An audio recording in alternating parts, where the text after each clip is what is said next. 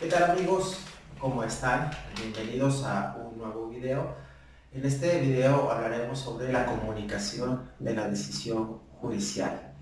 Y para abordar este tema abordaremos en primer lugar los presupuestos que se tienen que tomar en cuenta para la comunicación de la decisión judicial y luego seguido de los elementos de la comunicación de la decisión judicial, seguido de algunas recomendaciones de forma y de fondo a la hora de elaborar la sentencia.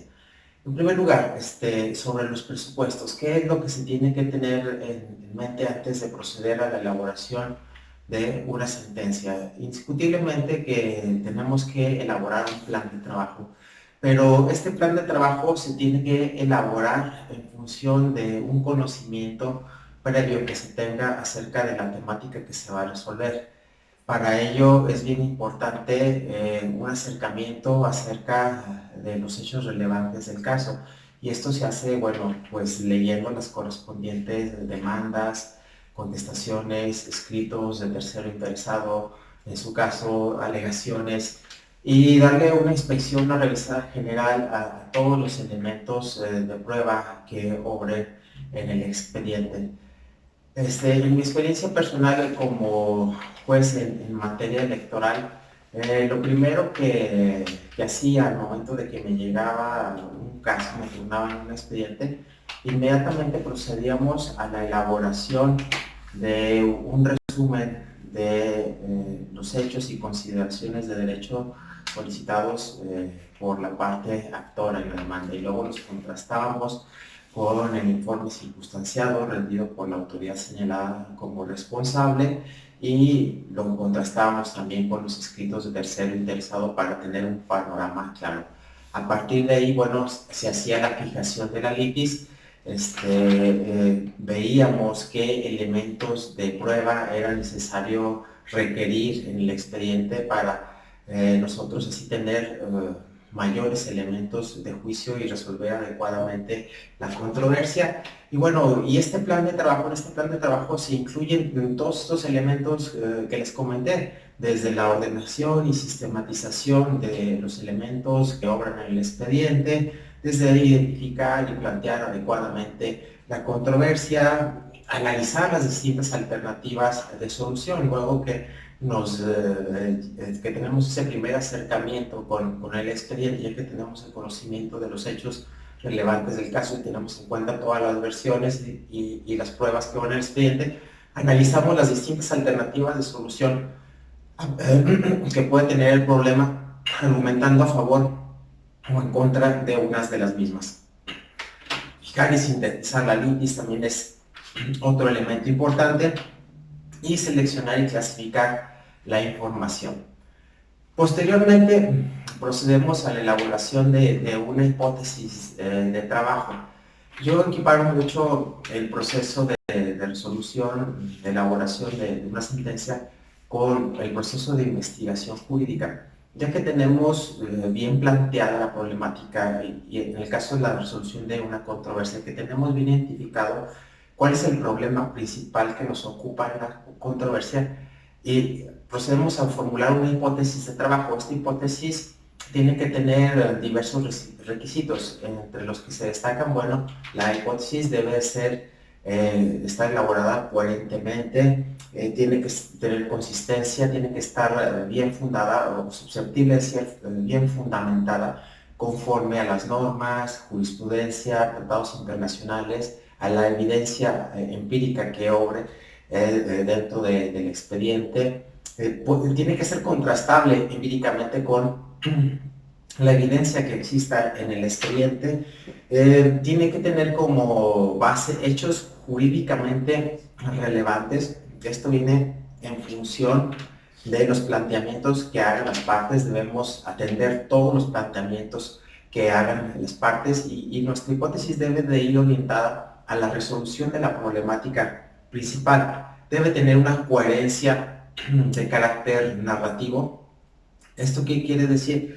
Bueno, se tiene que escoger aquella hipótesis que explique los hechos de una manera más creíble, de acuerdo con las normas, de acuerdo con las evidencias que obren en el expediente. Y bueno, la simplicidad es un elemento fundamental. No por decir que una hipótesis sea simple, significa que sea una hipótesis mal formulada, sino la simplicidad se correlaciona con la sencillez con la que debe de estar formulada esta hipótesis, es decir, debe tener el menor número de presuposiciones posible, debe dejar todo muy claro, en un lenguaje entendible.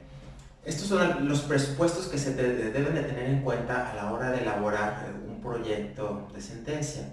Pero además hay algunos elementos adicionales de la comunicación de la sentencia. Los podemos clasificar en objetivos y subjetivos. Los de carácter subjetivo tienen que ver con quién está emitiendo el mensaje y para quién se está emitiendo ese mensaje, es decir, las personas que intervienen en el proceso de comunicación de la decisión judicial. Y los elementos de carácter objetivo tienen que ver con el mensaje, el contenido, la forma y el canal de comunicación que se vaya a emplear. Una parte bien importante son los destinatarios de las sentencias. Como juzgador, en mi experiencia, se ve esta parte que en principio nuestras sentencias van dirigidas, bueno, a los abogados que están promoviendo los juicios en representación de las personas. En nuestro caso, como fui juez de carácter electoral, en representación de partidos políticos, de agrupaciones políticas. Pero debemos de tener en cuenta que las sentencias también van dirigidas a las partes directamente afectadas, es decir, a las personas, a ciudadanos comunes. Por lo tanto, debemos procurar que en función de estos destinatarios nuestra sentencia sea lo más clara posible, lo más sencilla, es decir, sin usar latinismo ni términos muy técnicos jurídicos, porque luego nos achacan que solamente entre nosotros los abogados nos entendemos. Y otros destinatarios importantes, la sociedad en general, los estudiantes, hay que tener en cuenta que las sentencias en ocasiones sirven como un recurso pedagógico importante tanto para los estudiantes como para los investigadores que desean conocer cuáles son los criterios de los principales tribunales en el país. Entonces, debemos de formular nuestras sentencias en función de todos estos destinatarios, no nada más la debemos de formular para los abogados que conocen y manejan un nivel de lenguaje igual al del juzgador, sino también para la ciudadanía en general. En ese sentido, también un elemento a tomar en cuenta es el lenguaje. El lenguaje, ¿cómo debe ser? Lo más claro, lo más sencillo, evitando el uso del lenguaje técnico y evitando el uso de latinismos, porque si lo hacemos de esa manera nada más nos vamos a comprender nosotros y esa no es la idea, eso no es el objetivo. En cuanto al texto de la sentencia, aquí algunas recomendaciones generales sobre cómo debe de ir estructurado el texto de una sentencia, tanto en el aspecto de forma como en el aspecto de fondo. En cuanto a la forma, un lenguaje claro, comprensible, asequible. Usar un formato amigable. Esta parte es bien importante porque las sentencias en antaño no usaban un formato tan amigable. Les platico que había sentencias donde prácticamente transcribían todo lo dicho por el actor en la demanda, lo dicho por la autoridad responsable, lo dicho por el tercero interesado, entonces se volvían unos volúmenes de difícil comprensión.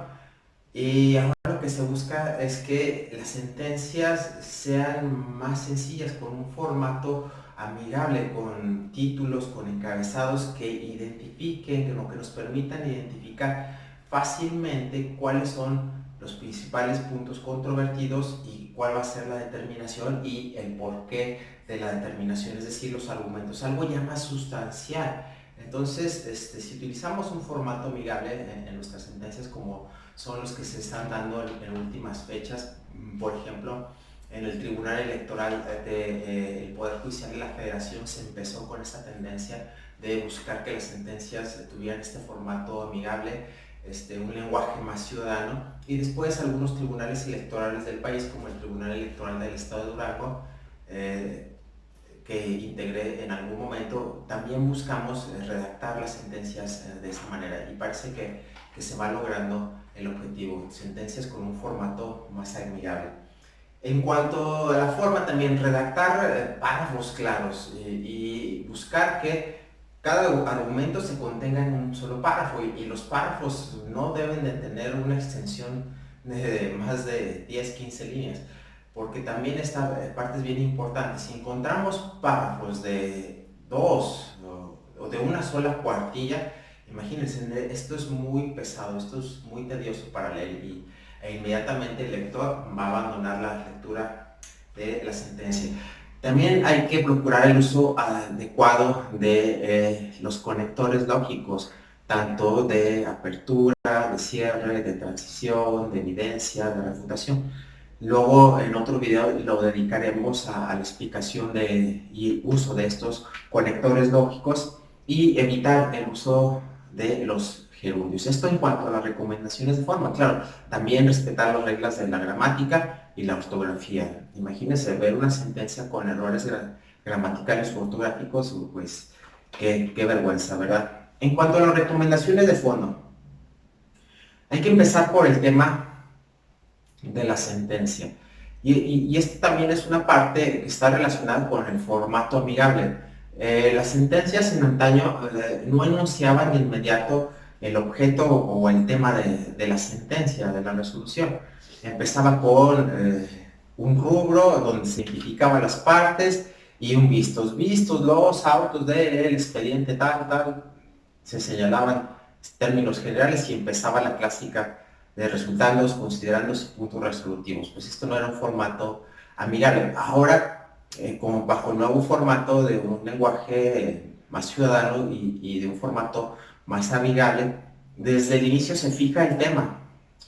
Por ejemplo, en materia electoral, sentencia que revoca el acuerdo número tal del Consejo General del Instituto Nacional Electoral para efectos de que registre al ciudadano fulano tal como candidato independiente. Ya desde ahí se anuncia la temática de la sentencia y se anuncia pues, el sentido de la resolución. Ya de primera vista, quien la lea dice, caray, ya sabemos cuál es el tema de la sentencia. Por lo tanto, se busca incluir en ese tema de la sentencia la información más relevante, y por lo tanto tiene una carga semántica importante.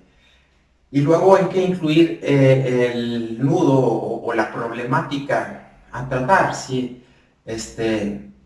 Después de fijar un breve resumen de los hechos, de las consideraciones de derecho, tanto las alegadas por el actor, demandado, tercero interesado, etc., se procede a hacer un pequeño resumen, ¿sí? No vaciar, no transcribir todo lo que dicen ellos, sino un resumen de lo más importante, y a partir de ahí problematizar la cuestión, ¿sí? Incluir el planteamiento del problema principal, y luego fijar la postura que tiene el juez o el tribunal respecto de ese planteamiento del problema, y señalar algunas líneas argumentativas. ¿Por qué? ¿Sí? Se fijan algunas líneas argumentativas y posteriormente se procede a su desarrollo. Esto a mí me parece de la vital importancia, porque si se deja claro desde el inicio el tema de la sentencia, que, como les digo, debe informar claramente de qué trata, de qué va a tratar la sentencia y en qué sentido se va a resolver. Y luego, si se plantea adecuadamente la problemática y se dan las líneas argumentativas que se van a desarrollar en apoyo a la hipótesis principal, para mí que ya se está cumpliendo con una comunicación adecuada de la sentencia, porque ya le muestran cuál es el problema principal y cómo se está resolviendo, y los principales argumentos que tuvo en cuenta el tribunal, aunque posteriormente se desarrollen con mayor profundidad. Y en ese sentido, bueno, se debe construir premisas argumentativas, tanto jurídicas como fácticas, consistentes. Se debe de cumplir con el requisito de saturación. Esto es expresar adecuadamente todas las premisas que nos sirven de base para tomar la determinación.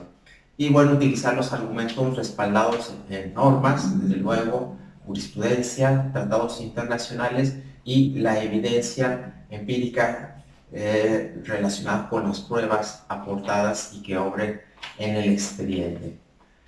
El proceso de toma de decisiones no es tarea sencilla. Los jueces tienen una enorme responsabilidad al momento de dictar una resolución, y estos fueron algunos de los presupuestos básicos y elementos claves que se tienen que tener en cuenta por el juzgador a la hora de dictar su resolución. Espero haya sido de su particular interés y nos vemos en el siguiente video. No se olviden de darle like y dejar su comentario. Muchísimas gracias por su atención.